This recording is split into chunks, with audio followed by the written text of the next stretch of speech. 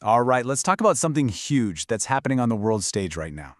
We're going to dive into this growing rivalry between two global power blocs, the established G7 and the fast-expanding BRICS.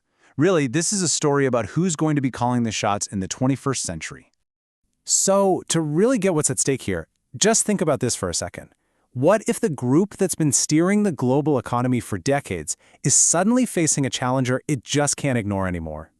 And then, what if the very foundation of our global financial system, the US dollar, which has been the bedrock of trade for pretty much our entire lives, starts to show some serious cracks? And that really gets us to the heart of what we're breaking down today. Is this whole BRICS expansion thing just a friendly economic club, or are we actually watching the birth of a brand new world order? Okay, so before we can figure out where we're going, we've got to understand where we've been.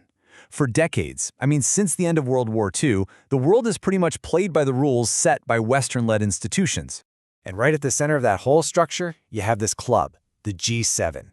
For a very long time, these 7 nations have basically been the world's economic steering committee, deciding everything from trade policies to who gets hit with sanctions.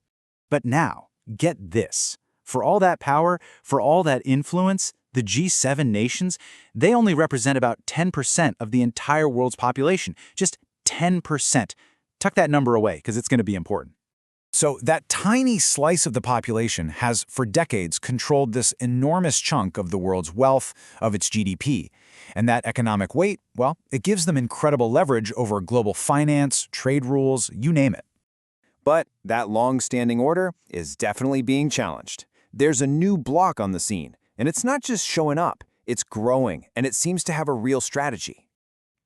Just look at this. This chart shows you the demographic shift in black and white. Remember that 10% for the G7? Well, the BRICS nations now represent over 40% of the world's people. We are talking about a totally different scale here. Okay, so population is one thing, but what about the money, the actual economic muscle? Well, to compare these two groups fairly, you can't just look at raw numbers. You have to use a metric called purchasing power parity, or PPP.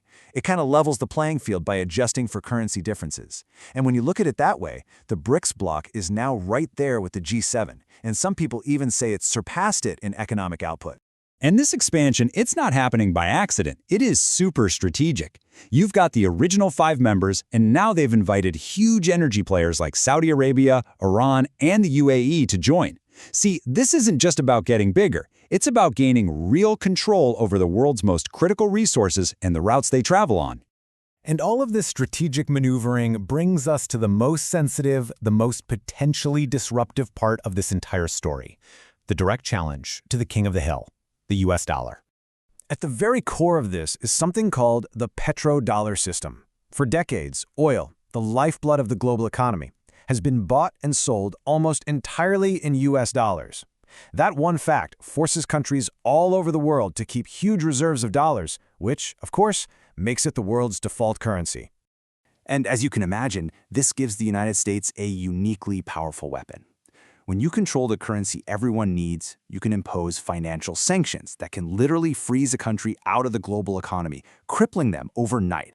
So it's not a huge surprise that a lot of countries, especially ones who don't always see eye to eye with the US, are looking for an off-ramp. They call it de-dollarization. And to get there, the BRICS countries are trying out all sorts of things, from building new payment systems to just trading with each other in their own currencies. But hold on, this isn't some simple story where one side is winning and the other is losing. The reality is, it's a lot messier than that. Both the G7 and BRICS have their own massive internal problems to deal with. On the one hand, you've got the G7 nations struggling with mountains of debt, crazy political divisions, and aging populations. But then on the other hand, don't think for a second that the BRICS bloc is one big happy family. You've got democracies and autocrats all in the same club, and major rivals like India and China who have to figure out how to play nice. So you put all these pieces on the board, the history, the numbers, the challenges. What's the big picture? Well, it's not about some sudden collapse. It's about a slow, steady, but absolutely undeniable shift in where global power sits. And it is so important to get this whole thing goes way beyond GDP numbers and trade deficits. At its core, it is about influence. And ultimately, it's about who gets to write the rulebook for the rest of this century. So, while the change might feel slow day to day, the overall trend is crystal clear. We are moving away from a world run by a single power center and into what they call a multipolar world. And that leaves us with the million-dollar question for the next decade, right? Is these two massive blocs try to find their footing in this new world? Is it going to be an era of cooperation, healthy competition, or are we headed for a dangerous confrontation? The whole world is holding its breath to find out.